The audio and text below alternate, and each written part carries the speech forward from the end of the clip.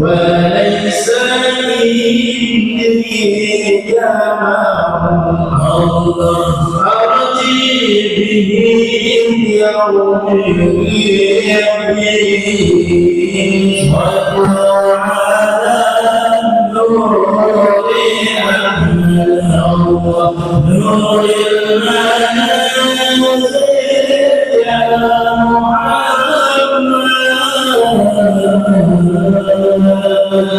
يا من خلق من نور ربي يا من سبحان قبل يوم نعم الجميل ثم نشكر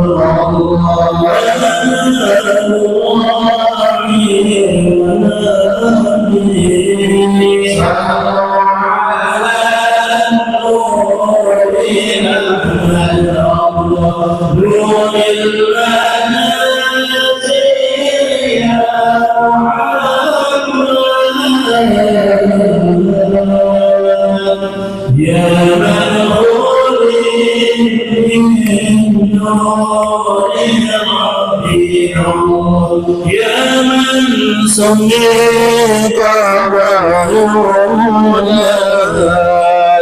اللهم صل وسلم وبارك عليه وعلى آله.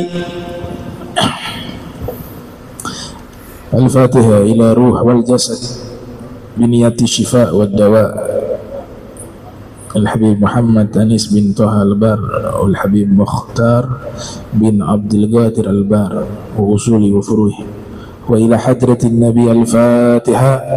أعوذ بالله من الشيطان الرجيم. بسم الله الرحمن الرحيم. الحمد لله رب العالمين الرحمن الرحيم مالك يوم الدين إياك نعبد وإياك نستعين اهدنا الصراط المستقيم صراط الذين أنعمت عليهم غير المغضوب عليهم ولا الضالين آمين.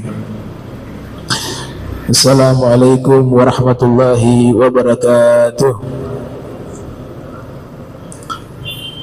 إن الحمد لله نحمده حمدا يليق بجلاله ونستهديه هداية من أقر بعظمته وجلاله ثم نصلي ونسلم على سيدنا محمد وآله.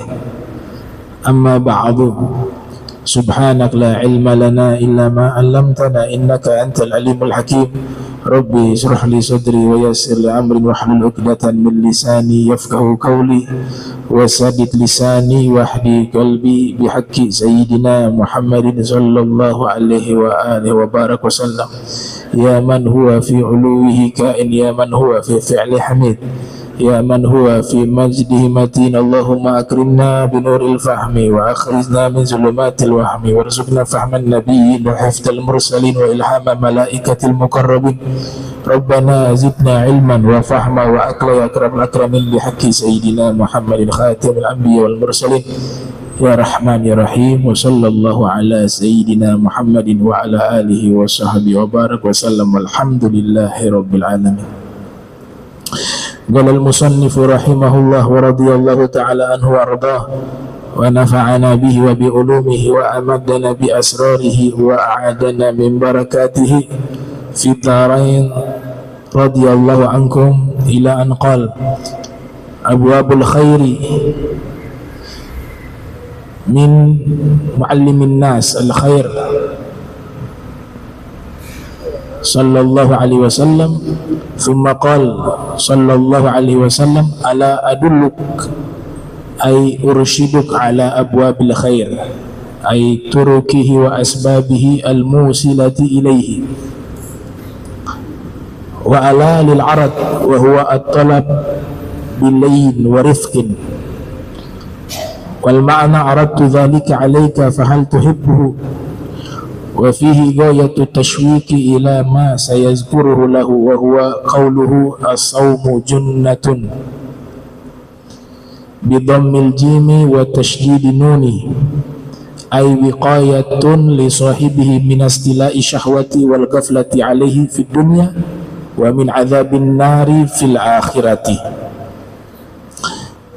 Alhamdulillah, puji syukur kehadirat Allah, salawat salam senantiasa tercurahkan kepada junjungan mulia Nabi tercinta Nabi Yuna Muhammad sallallahu alaihi wa alihi wasallam beserta seluruh keluarga beliau, sahabat beliau dan umat beliau yang senantiasa melaksanakan ajaran beliau hingga akhir masa nanti. Yang sama-sama kami muliakan Imam Masjid Al-Muttaqin Amin Wanci Albar mata'anallahu ta'ala bituli hayatihi wa umrihi wa nafa'ana bihi wa bi'ulumi fid darain wal Habib Alwi Albar mata'anallahu ta'ala bituli hayati wa umrihi al-Ustaz Farid wa Ustaz Jamal, Ustaz Syukri wa jami'il hadirin wal hadirin, para habaib, para asatiz yang insyaallah dirahmati Allah subhanahu wa ta'ala. Kita sampai ke bab abwabul khairi, pintu-pintu kebaikan dari orang yang mengajarkan orang lain kebaikan. Nabi sallallahu alaihi wasallam beliau bersabda, maukah aku tunjukkan padamu pintu-pintu kebaikan? Jadi beliau bersabda kepada sahabat Sayyidina Mu'az bin Jabal, maukah aku tunjukkan padamu pintu-pintu kebaikan, yaitu jalan-jalan dan sebab-sebab yang menyampaikan kepada kebaikan tersebut. Kata Allah di situ sebagai tawaran. Jadi Nabi memberikan tawaran dengan lemah lembut, yaitu maknanya saya ingin menunjukkan kepadamu kebaikan. Apakah kamu senang dengan hal itu? Itu dalam bentuk ghayatu tashwik, ingin menarik rasa rindu atau rasa cinta terhadap hal yang akan disebutkan oleh beliau. Maka Nabi bersabda, as-sawmu junnatun, puasa adalah junnah. Junnah artinya wiqayah, pelindung dari orang yang berpuasa. Jadi ketika seseorang berpuasa, puasa itu diibaratkan oleh Rasulullah sallallahu alaihi wasallam sebagai wiqayah, pelindung bagi orang yang berpuasa dari istilahi syahwati, dikuasai oleh syahwat. Nah, orang ketika berpuasa, syahwatnya itu melemah, nafsunya itu menjadi lemah. Nah, nafsu yang Allah ciptakan ada di dalam diri kita hanya bisa dilemahkan dengan berpuasa. Selain berpuasa tidak bisa dilemahkan. Makanya Nabi SAW mengatakan ketika seorang berpuasa, dia terbebas daripada dikuasainya oleh syahwat dan nafsunya. Nah, sebab itu Nabi berikan pesan kepada para pemuda yang belum menikah. Apa pesan Nabi? Ya masyarakat syabab, man istata'a minkum al-ba'a falyatazawwaz.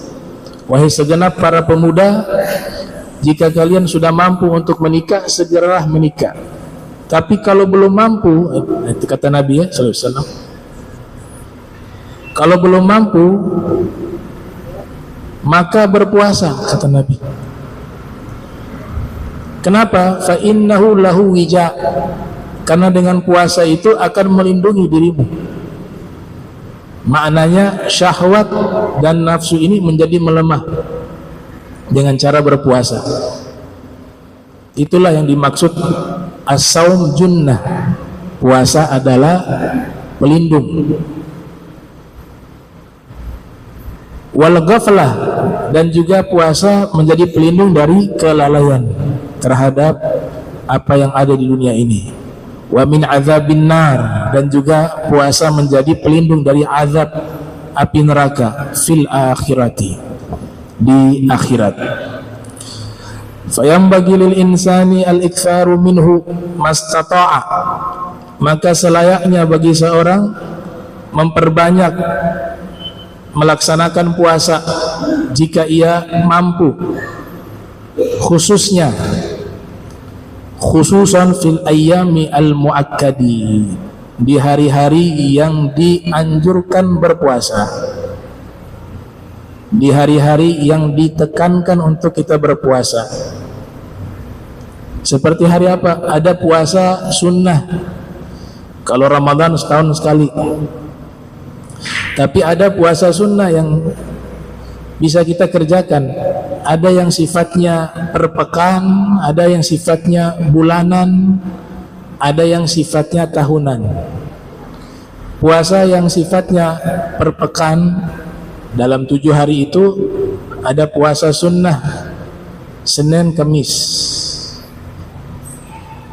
Nabi sallallahu alaihi wasallam beliau mengatakan, innal a'mala tu'rad 'ala Allahi fi yaumil itsnain wal khamis fa uhib an yurfa'a 'amali wa ana sha'im, atau kama qala Nabi sallallahu alaihi wasallam. Sesungguhnya amal-amal ibadah dihadapkan di hadapan Allah di hari Senin dan Kamis. Maka saya ingin ketika amalan saya diangkat, saya dalam keadaan berpuasa. Jadi Nabi merutinkan puasa Senin dan Kamis. Ini puasa sifatnya per pekan. Ada juga puasa namanya puasa Nabi Daud. Puasa Nabi Daud, sehari berpuasa, sehari berbuka, sehari berpuasa, sehari berbuka. Kana yasumu yauman wa yuftiru yauman, ahabbu siyam illallahi ta'ala siyamu Daud. Nabi bersabda, puasa yang paling Allah cintai adalah puasa Nabi Daud, yaitu sehari berpuasa, sehari berbuka. Tapi Nabi tidak pernah kerjakan puasa Nabi Daud. Nabi Muhammad kerjakan puasa Senin Kamis. Kenapa? Nabi khawatir kalau Nabi rutinkan ini menjadi beban bagi umat. Dan ketika Nabi merutinkan sesuatu, statusnya yang tadinya sunnah khawatir bisa berubah menjadi wajib, dan itu akan memberatkan umatnya. Kalau Nabi mampu, puasa apapun bentuknya mampu, tapi Nabi khawatir kepada umatnya. Makanya Nabi memilih pasti yang mudah bagi umat, Senin Kamis. Tapi Nabi anjurkan puasa Nabi Daud. Akan tetapi Nabi tidak melakukan karena takut menjadi wajib atau takut menjadi tuntunan bagi umat yang ingin mengikuti, yang pada akhirnya memberatkan. Nah, ini keterangan dari Imam Ibnu Qayyim yang lahir 691 Hijriah, wafat 751 Hijriah, di dalam kitab Zadul Ma'ad fi Hadi Khairil Ibad. Ada puasa namanya puasa dahar. Tiap hari puasa kecuali hari-hari yang haram. Kebanyakan ulama memakruhkan, hukumnya makruh karena membuat orangnya kepayahan. tiap hari puasa selama setahun penuh itu, kecuali hari-hari haram berpuasa. Tentu gak boleh berpuasa hari raya Idul Fitri, hari raya Idul Adha, ayyamu tasyrik, itu kan yang dilarang. Hari akhir hari Yaumus Syak namanya, hari-hari ragu, akhir-akhir Sya'ban dengan Ramadan. Puasa dahr, puasanya Nabi Nuh, karena Nabi Allah Nuh alaihissalam yasumu dahra kullah. Nabi Nuh puasa setahun penuh terus tuh. Nah, kita bisa mendapatkan pahala puasa dahr hanya dengan puasa 6 hari di bulan Syawal. Man shoma ramadhana thumma atba'ahu bisittin min Syawal kana kasyami dahri kullih. Siapa yang berpuasa Ramadan kemudian setelah hari raya Idul Fitri ditambah dengan puasa Syawal selama 6 hari, maka dia mendapatkan puasa 1 tahun penuh. Jadi beruntung yang kemarin sempat puasa Syawal, ya, dia dapat pahala puasa 1 tahun penuh. Ada juga puasa yang sifatnya bulanan, tadi pekan, ya, setiap 7 hari ada sunnahnya. Ada yang puasa sunnah sifatnya setiap bulan, ayyamul bid, hari-hari putih. Ada juga menambahkan ayyamusud, hari-hari hitam. Putih maknanya bulan lagi terang-terangan, lagi bercahaya. Tanggal berapa itu ayyamul bid? 14, 13, 14, 15. Kalau ayyamusud 3 hari akhir dari bulan Islam, ya. Misalnya kalau 29 berarti mulainya 27, 28, 29. Tapi yang ditekankan yang ayyamul bid. Ini puasa sunnah yang sifatnya setiap bulan. Ada puasa sunnah yang sifatnya setiap tahun. Sunnahnya itu hanya bisa dilakukan setahun sekali. Di antara puasa sunnah yang tahunan ada puasa Asyura 10 Muharram. Ulama juga menambahkan dengan Tasyu'a 9, 10, 11. Menghapus dosa setahun yang lalu. Su'ilan Nabiyyu sallallahu alaihi wasallam, ditanya Nabi sallallahu alaihi wasallam tentang fadilah puasa Muharram. Kata Nabi, yukaffiru dzunub as-sanah, ya, dihapus dosa setahun yang lalu. As-sanah al-madiyah. Puasa Muharram hanya bisa dilakukan setahun sekali, yaitu 10 Muharram. Ada juga puasa Arafah. Nah, ini Arafah masih bisa kemungkinan kita insyaallah bisa kerjakan. Bagi orang yang tidak dalam posisi sedang melaksanakan ibadah haji, disunnahkan puasa Arafah. Tapi yang sedang berhaji tidak disunnahkan, ya, sedang wukuf, ya. Sedang wukuf di Arafah. Nah, puasa Arafah setahun sekali.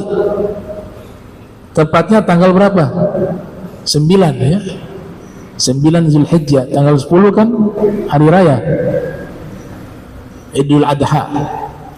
Tanggal 9 Zulhijjah itu di sana yang sedang ibadah haji sedang wukuf. Nanti 10 kan lempar jumroh akhir Aqabah. Yang tanggal 9 yang mereka wukuf.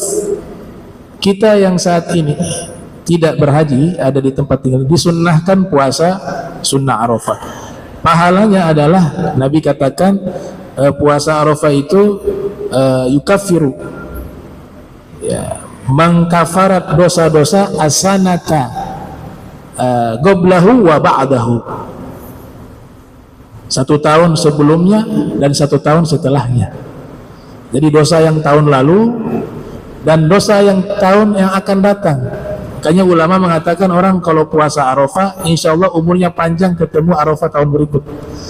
Karena Nabi katakan dosanya diampuni setahun yang lalu dan setahun yang akan datang. Secara tidak langsung didoakan panjang umur biar ketemu tahun depan. Ya, au kama qala Nabi sallallahu alaihi wasallam. Kenapa puasa Arafah lebih besar fadilahnya dibanding puasa Muharram? Kalau Muharram dosa setahun yang lalu diampuni oleh Allah, puasa Arafah setahun lalu dan akan datang.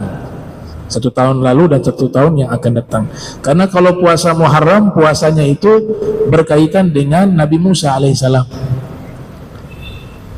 Orang-orang Yahudi puasa Muharram. Lamma qadima Nabi sallallahu alaihi wasallam al-Madinata wajada al-Yahud yasumuna. Nabi ketika tiba di kota Madinah, Nabi mendapati orang-orang Yahudi sedang berpuasa juga di 10 Muharram. Fasa'alahum an dzalika. Lalu Nabi bertanya pada mereka, kenapa kalian puasa di 10 Muharram? Dijawab oleh orang-orang Yahudi, karena di hari ini hadzal yaum najjallahu fihi Musa wa aghraka fir'auna. Atau kama qala Nabi sallallahu alaihi wasallam. Kata orang Yahudi, di hari ini kami berpuasa karena hari ini Nabi Musa diselamatkan oleh Allah dari kejaran Fir'aun dan pasukannya, dan di hari ini Fir'aun dan pasukannya ditenggelamkan oleh Allah. Wa nahnu nasum, dan kami orang-orang Yahudi berpuasa syukran, sebagai bentuk terima kasih dan syukur pada Tuhan karena telah menyelamatkan Nabi Musa dan menenggelamkan Fir'aun. Kemudian Nabi Muhammad SAW mengatakan, nahnu aula bi Musa minkum, yang lebih pantas berterima kasih kepada Allah adalah kami dibanding kalian. Diperintahkan berpuasa. Awal perintah hukumnya wajib sebelum Ramadan. Ramadan diwajibkan tahun 2 Hijriah. Nabi tiba di awal Hijrah, puasa yang dilaksanakan hukumnya wajib waktu itu puasa Muharram. Ketika turun perintah puasa Ramadan, status puasa Muharram yang wajib berubah menjadi sunnah, dan Ramadan adalah puasa yang wajib. Ya, faman syahida minkumus syahra, atau man syahida minkumus syahra falyasumhu, atau ya ayyuhalladzina amanu kutiba alaikumusiyam kama kutiba alal ladzina min qablikum la'allakum tattaqun. Nah, ini ayat-ayat yang mengandung perintah wajib puasa di bulan suci Ramadan. Maka puasa Muharram itu hubungannya dengan Nabi Musa, puasa Arafah hubungannya dengan Nabi Muhammad SAW. Kalau sudah ada kaitannya dengan Nabi Muhammad SAW, maka tentu Allah Ta'ala berikan lebih besar pahalanya. Maka dikasih puasa Arafah, puasa terbaik tahunan, puasa sunnah terbaik tahunan. Dosa tahun lalu diampuni oleh Allah, dan dosa yang akan datang. Yang dimaksud dosa-dosa kecil yang diampuni. Dosa besar harus kita bertobat. Ya, ulama mengatakan dosa besar itu yang pertama ma yujibul had. Semua dosa yang ada hadnya itu namanya dosa besar. Ada sebagian ulama mengatakan dosa besar itu adalah semua dosa yang disebutkan di dalam Al-Quran, itu semua dosa besar.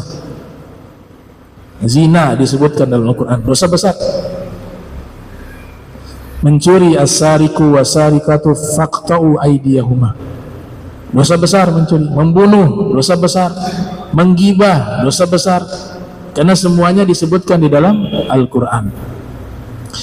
Ada juga ulama yang mengatakan dosa itu tidak ada istilah dosa besar, dosa kecil. Semua dosa yang dilakukan itu besar.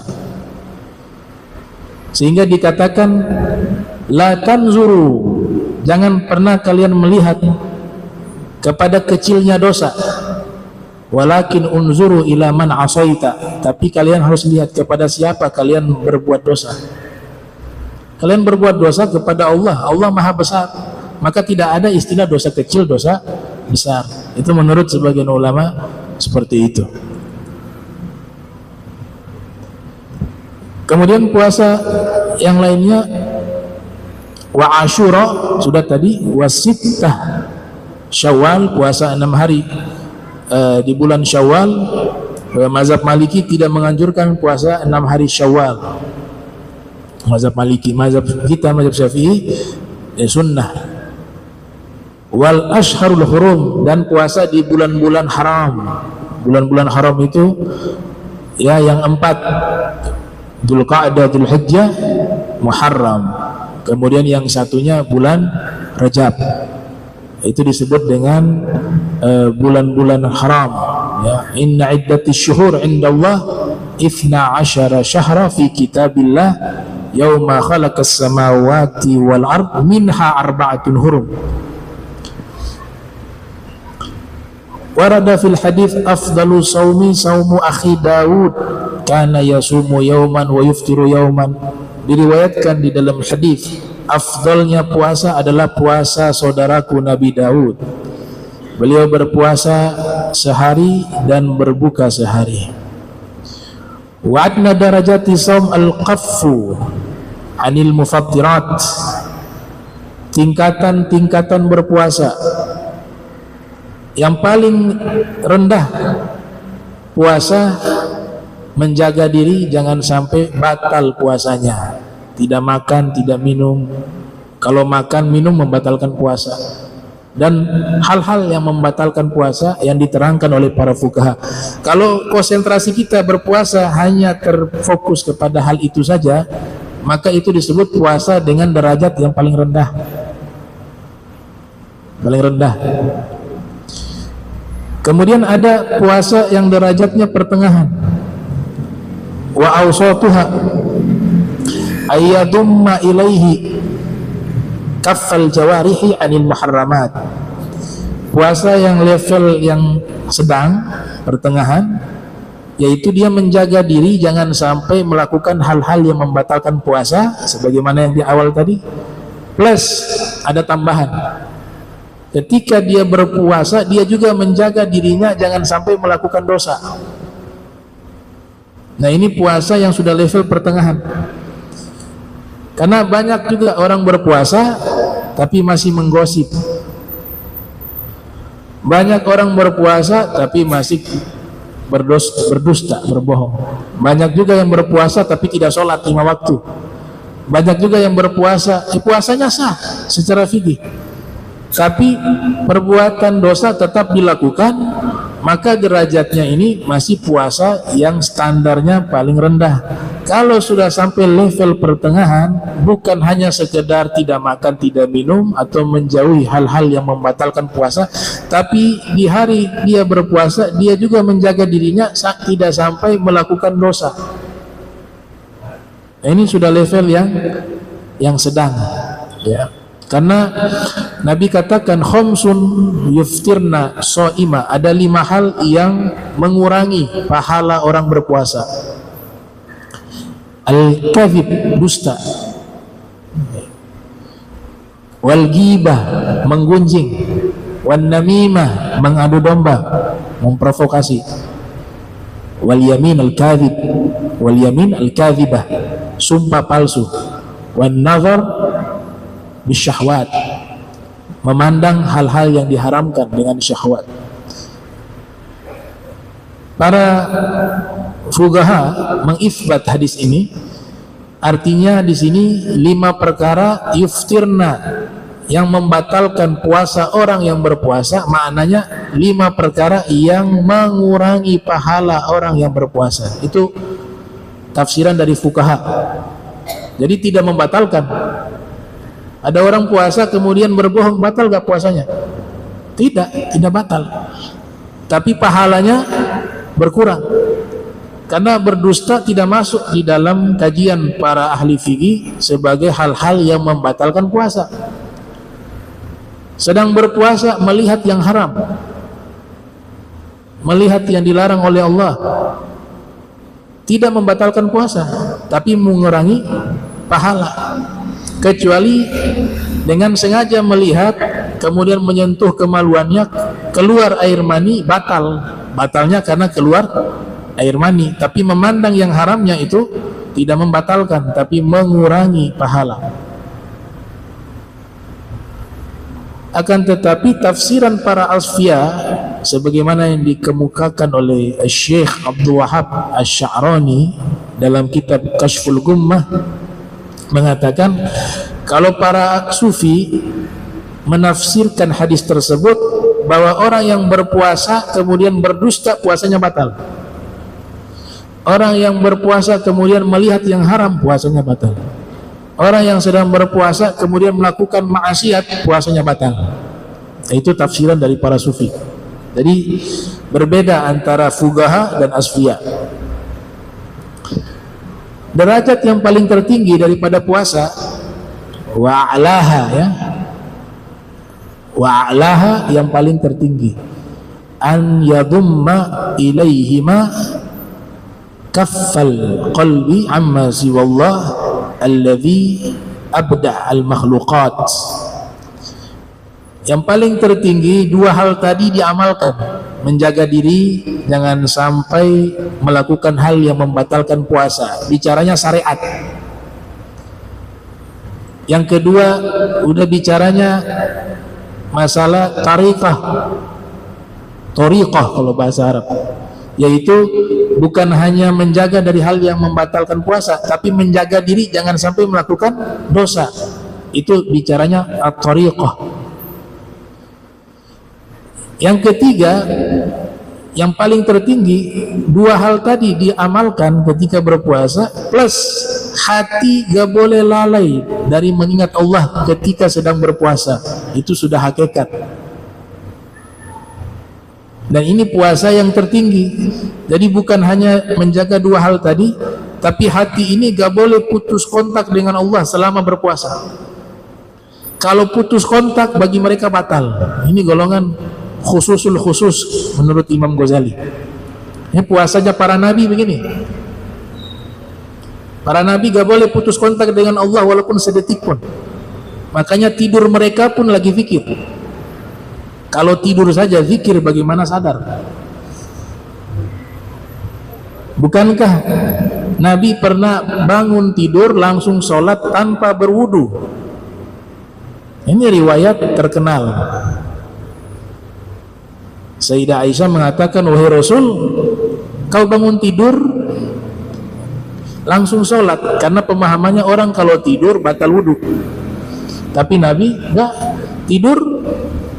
tidur pulas, tahu-tahu bangun langsung sholat tanpa berwudhu. Apa jawaban Nabi?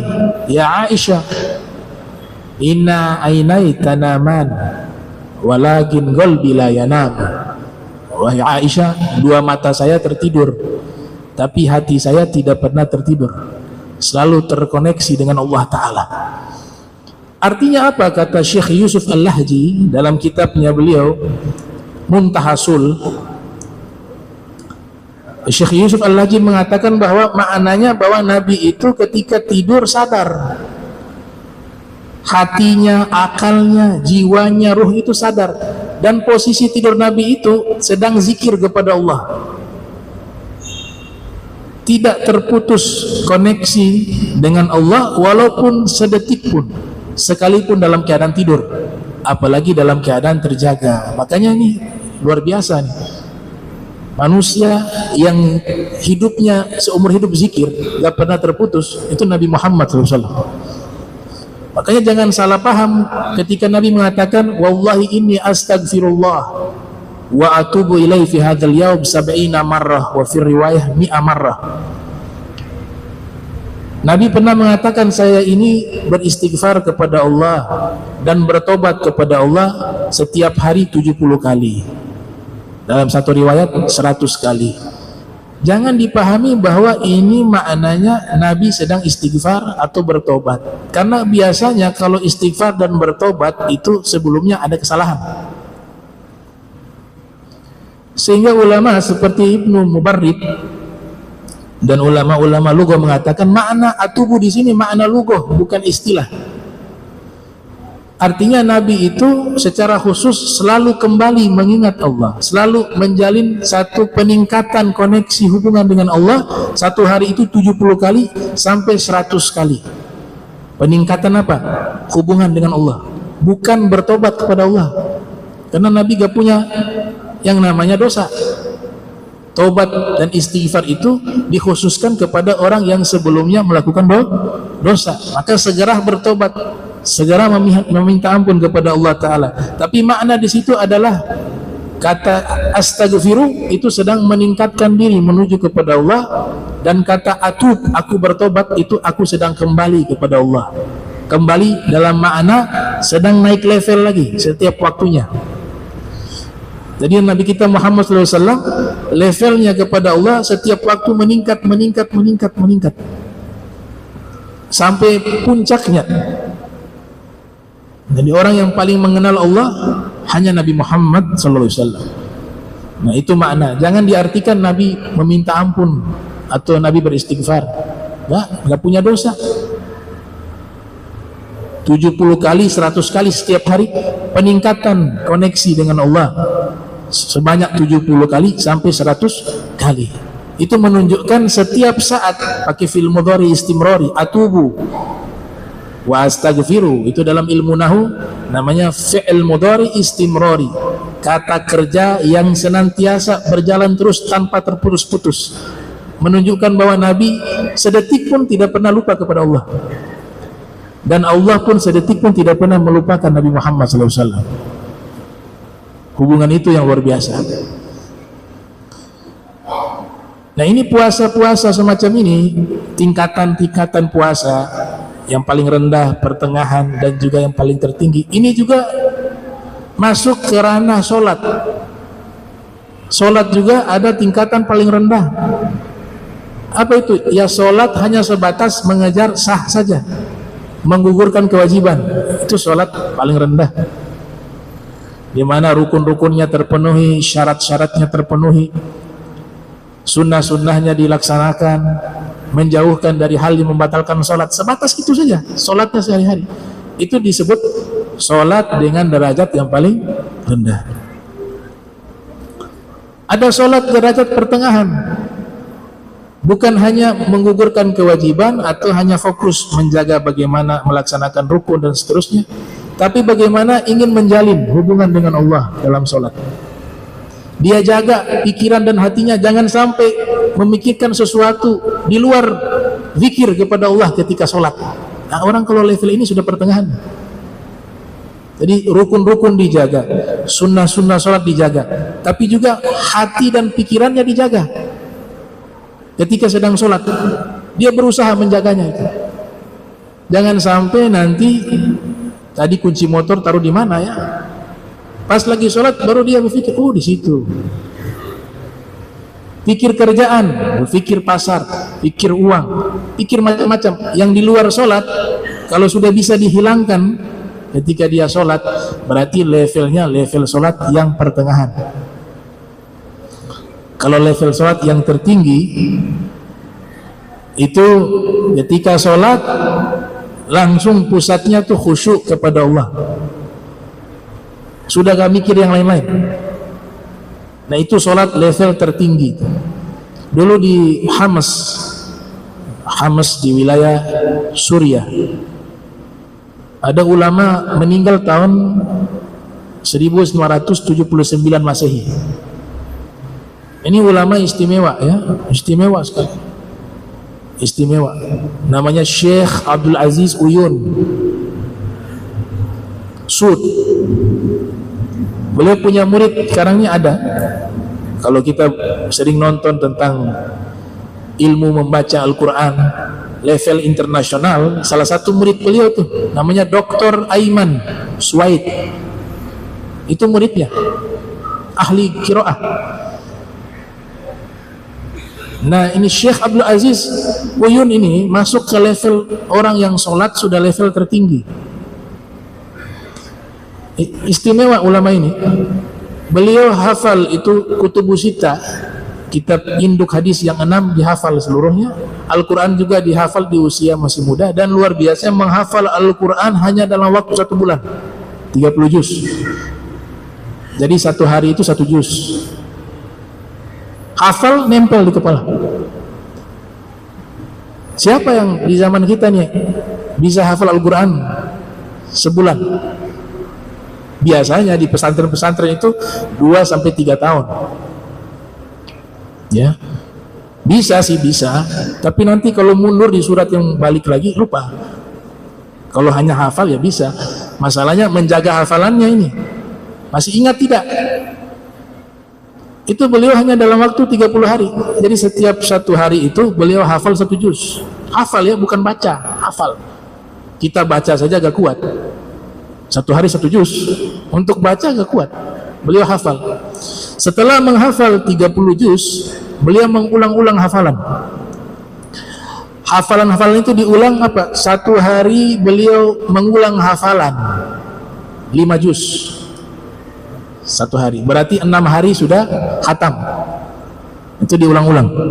Ya. 5 juz.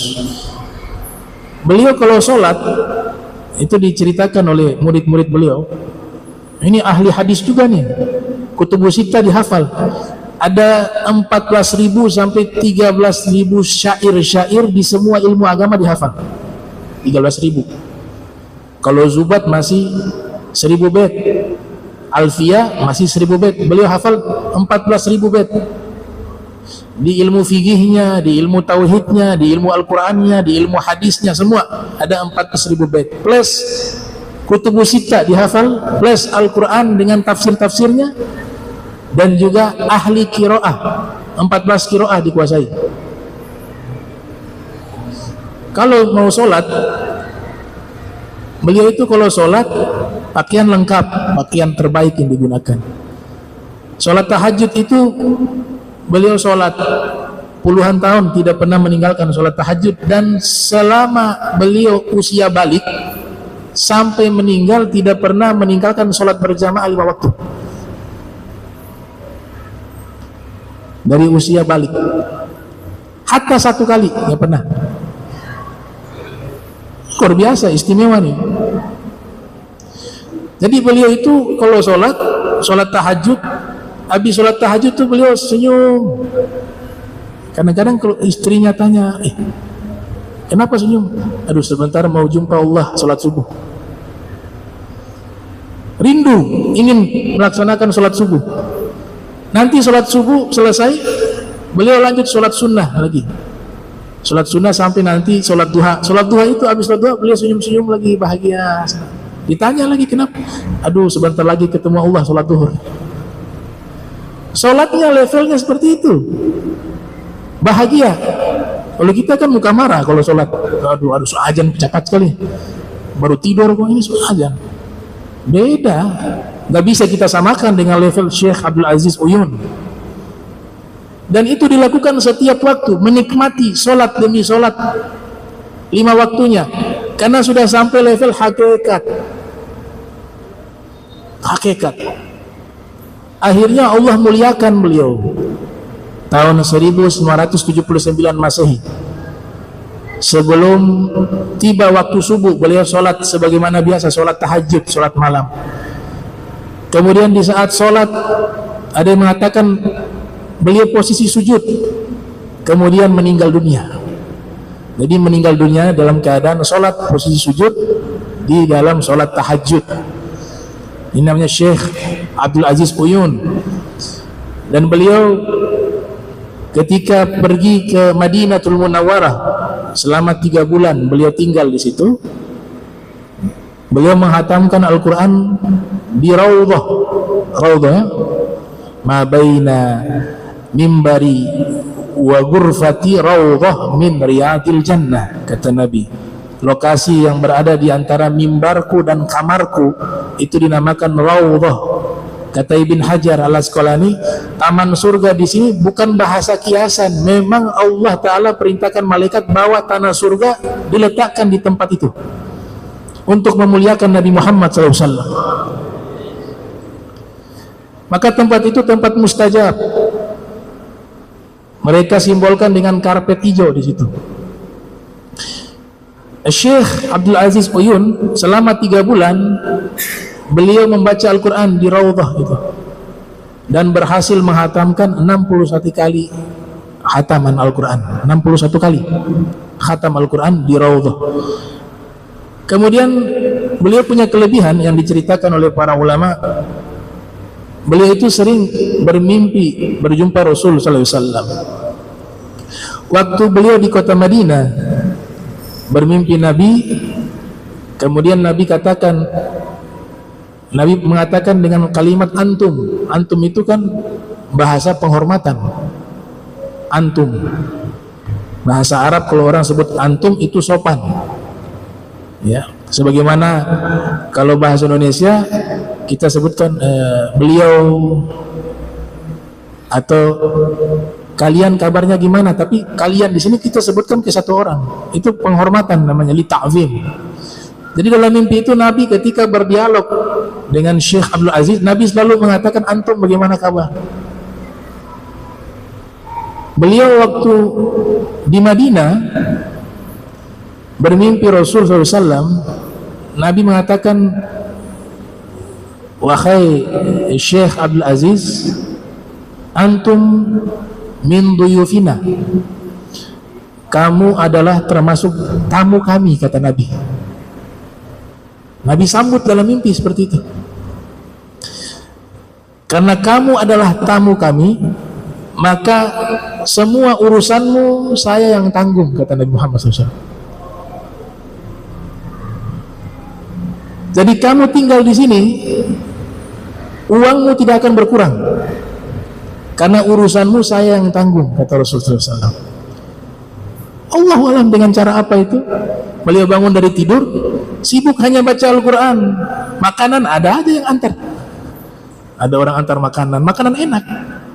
Waktu sarapan, tahu-tahu ada orang, wah ini sarapan, ini makan siang. Jadi hanya di masjid. Palingan kalau balik ke tempat tinggal mungkin ganti pakaian atau, tapi makanannya itu selama di Masjid Nabawi itu ada yang mengantarkan makanan yang lezat, yang enak, makan paginya, makan siangnya, makan malamnya, bahkan ada yang kasih uang. Sampai 3 bulan uangnya gak berkurang sedikit pun. Apa yang Nabi katakan, kamu adalah tamu kami, biar kami yang menjamu kamu, dan uangmu tidak akan berkurang, itu benar-benar terwujud. Sallallahu alaihi wasallam. Banyak ulama-ulama hebat di dunia ini, karena kalau gak ada mereka, ini alam Allah sudah hancurkan. Ini masih dijaga kita berkat mereka, orang-orang semacam ini. Itu yang dikatakan oleh Imam Habib Rahman Bulfaqih, fakaifa yakhlu alamu syahadah anhum wa hum fihi al-hudatu al-qadah qad hafizallahu bihim ibadah wa sanahum fi sa'iril ahwali. Bagaimana mungkin alam semesta ini kosong dari orang-orang seperti itu? Bagaimana mungkin alam ini kosong dari para aulia dan kaum solihin? Mereka ada dan jumlah mereka banyak. Karena jika tidak ada mereka, maka alam semesta ini akan dihancurkan oleh Allah. Sebab adanya mereka, maka kalian semua dijaga oleh Allah Subhanahu wa Ta'ala. Jadi luar biasa ini. Namanya Syekh Abdul Aziz Uyun Sud. Itu. Pernah beliau di usia masih remaja itu sangat giat ya membaca wirid-wirid, zikir-zikir, hizib-hizib, tapi tidak terlalu fokus dalam belajar, hanya baca wirid, baca zikir, tapi usia masih muda waktu itu. Saat itulah bermimpi dengan Nabi sallallahu alaihi wasallam. Kemudian dia mengatakan kepada beliau, antum fi zaman al-ilmu fihi khairun minal amal. Wahai anakku, antum, pakai kata antum padahal masih muda itu. Masih muda waktu itu, Nabi manggilnya antum, ya, fil manam, dalam mimpi. Antum fi zaman, kamu di zaman ini ilmu lebih baik daripada amal. Bangun dari tidurnya, dia coba memahami apa yang disabdakan oleh Nabi Muhammad SAW. Ilmu lebih baik dari amal. Oh, saya diperintahkan oleh Nabi untuk sungguh-sungguh dalam belajar, tidak hanya membaca wirid. Syekh Nuruddin Itir mengatakan wirdu talibil ilmi ilmu, wirid penuntut ilmu adalah ilmunya. Antum belajar itu sudah wirid, sudah zikir ketika posisi belajar. Akhirnya beliau saat itu juga bertekad, saya ingin belajar. Datanglah beliau ke guru-guru yang ada di Darul Hadis atau Ulumul Hadis itu di Hamas, dari ayahnya, dari guru-guru yang ada di sana, banyak guru-gurunya itu.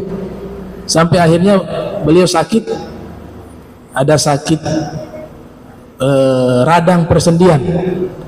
Akhirnya dokter memerintahkan untuk pergi ke Beirut. Di sana mungkin berobat atau ada udara juga baik di sana.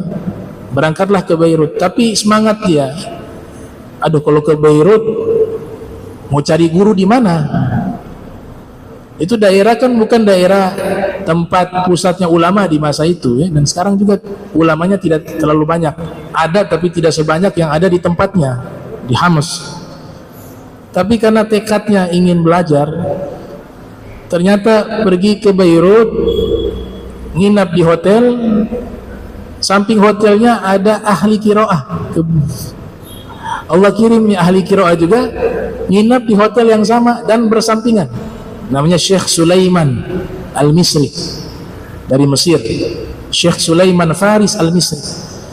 Akhirnya selama di hotel itu belajar sama Syekh Sulaiman qiraah asyrah sampai akhirnya dikasih ijazah. Lihat, Allah kirim gurunya sampai di hotel tidak ada. Itu yang dikatakan idza sadaqal murid wajada syekh alal bab. Kalau seorang murid bersungguh-sungguh menuntut ilmu, Allah kirim guru di depan rumahnya. Itu yang dialami.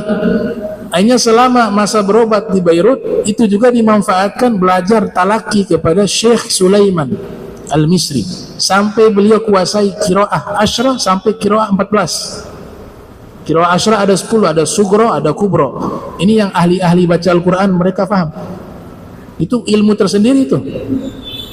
Baca Al-Quran qiraah ini, qiraah itu punya keahlian tersendiri. Nah, ini Syekh Abdul Aziz Uyun, beliau termasuk ulama yang pakar di bidang qiraah sampai qiraah 14. Ada qiraah sazah juga dikuasai. Nah, beliau meninggal dalam keadaan apa? Salat. Itu didapat karena selama hidup beliau menjaga salatnya. Salatnya yang perlu kita ambil pelajaran dari salat beliau, jadikan salat itu sebagai rekreasi secara spiritual. Jadikan sholat itu sebagai kenikmatan. Hadirkan bahwa sebentar kita akan menghadap kepada Sang Maha Allah, pemimpin, penguasa alam semesta yang penuh dengan cinta dan kasih, Allah Subhanahu wa ta'ala. Nabi mengatakan ju'ilat qurratu ain fi shalah. Allah titipkan rasa bahagia, sejuk dalam hati di dalam sholat. Kalau level Nabi kita Muhammad SAW, sholatnya itu sudah lain lagi alamnya. Coba perhatikan ya, ini terakhir saya tutup. Nabi memerintahkan kita mengikuti Nabi sholat ataukah mengikuti cara Nabi sholat dengan melihat Nabi sholat. Dalam hadis itu Nabi katakan, "Shollu kama ra'aitumuni usolli." Sholatlah kalian sebagaimana kalian melihat saya sholat. Jadi bukan kita mengikuti sholatnya Nabi, gak bisa. Levelnya berbeda. Tapi Nabi hanya memerintahkan kalian sholatlah sebatas kalian melihat cara sholat. Berarti yang dibahas fisik saja. Sih bagaimana Nabi ketika sholat? Oh, berdiri. Bagaimana sih ketika Nabi sholat? Ketika setelah berdiri ada ruku, ada i'tidal, ada sujud, ada dua di antara sujud. Jadi sebatas itu saja. Tapi masalah keadaan hati Nabi, masalah khusyuknya Nabi, masalah rasanya Nabi dalam sholat, kita gak diperintahkan mengikuti. Kenapa? Karena sampai mati gak bisa. Sampai mati kita gak bisa sampai ke level itu. Itu di Sahih Bukhari ada tuh riwayat. Nabi kalau sholat itu, ini sudah di alam lain, sudah bukan di dunia. Makanya Nabi itu langsung masuk ke surga habis sholat. Dalam satu riwayat Nabi itu sholat, jalan sampai nempel dengan dinding, posisi sholat nih. Itu sahabat saksikan tuh. Kemudian Nabi mundur dari sholat, posisi sholat, sampai masuk ke safnya sahabat sebagai makmum. Begitu beberapa kali terjadi.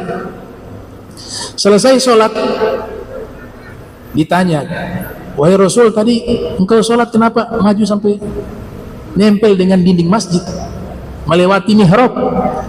Kata Nabi apa? Tadi saya lagi sholat, Allah bukakan di hadapan saya surga.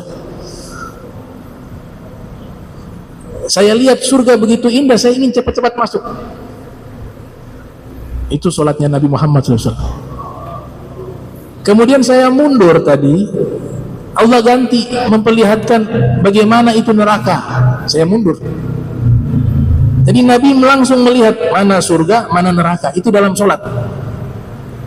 Makanya Imam Romli, seorang faqih ya, mazhab Syafi'i, mengeluarkan fatwa resmi dalam kitab-kitabnya bahwa Nabi kita Muhammad sallallahu alaihi wasallam kalau lihat ke langit itu tembus sampai ke arsy, tembus. Kalau kita kan gini ya, lihat awan, mata kita dengan mata beliau beda. Kalau lihat ke dasar bumi, alam barzah dengan isi-isinya sampai di dasar-dasarnya itu kelihatan semua. Nabi kalau lihat bisa pindah alam. Ini kalau lihat kita alam dunia, yang dia lihat manusia. Tapi bisa Nabi melihat ke alam jin, kelihatan tuh jin. Makanya Nabi dakwanya juga ke bangsa jin. Kalau gak lihat bagaimana mau dakwah? Ya. Qul uhiya ilayya annahu istama'a nafarun minal jin faqalu inna sami'na qur'anan ajaba yahdi ilal rusdi fa amanna bihi wa lan nusyrika bi rabbina ahada. Di surat jin dikatakan Nabi ajak bangsa jin. Bisa juga lihat ke alam malaikat. Jadi mata beliau itu bisa melihat sesuatu yang kita gak bisa lihat. Dan itu yang Nabi katakan, kalian tidak bisa melihat apa yang aku lihat, kata Nabi Muhammad SAW. Belum lagi kalau lihat ke depan dan ke belakang sama. Inni arakum min khalfi kama arakum min amami, kata Nabi. Saya bisa melihat kalian dari belakang punggung saya sebagaimana saya melihat kalian dari depan, kata Rasulullah SAW. Belum lagi mata beliau kalau di malam hari, gelapnya malam, itu beliau melihat seperti siang. Itu kesaksian dari Sayyidah Aisyah. Kanan Nabi SAW yara fi zulmati, ya, Nabi melihat di waktu malam kama yara fin nahar, sebagaimana beliau melihat di waktu siang. Jadi malam dan siang itu mau gelap gulita model apa, Nabi lihat terang. Nah itu khususnya Nabi kita Muhammad sallallahu alaihi wasallam. Ya, mudah-mudahan kita bisa mengenal Rasul SAW lewat keterangan para ulama-ulama yang mu'tabarah, sehingga membawa diri kita bisa mencintai dan memuliakan Rasulullah sallallahu alaihi wasallam. Amin ya rabbal alamin. Allahumma ja'al jam'ana hadza jam'an marhuma wa tafarraqna min ba'dihi tafarruqan ma'suma wa la tajal minna wa la minna syakila mahmahuma. Subhanaka bihamdika asyhadu an la ilaha illa anta astaghfiruka wa atubu ilaik. Wa sallallahu alaihi wasallam Muhammadin wa ala alihi wa sahbihi wa barik wasallam. Wa la minkum. Wassalamu alaikum warahmatullahi wabarakatuh.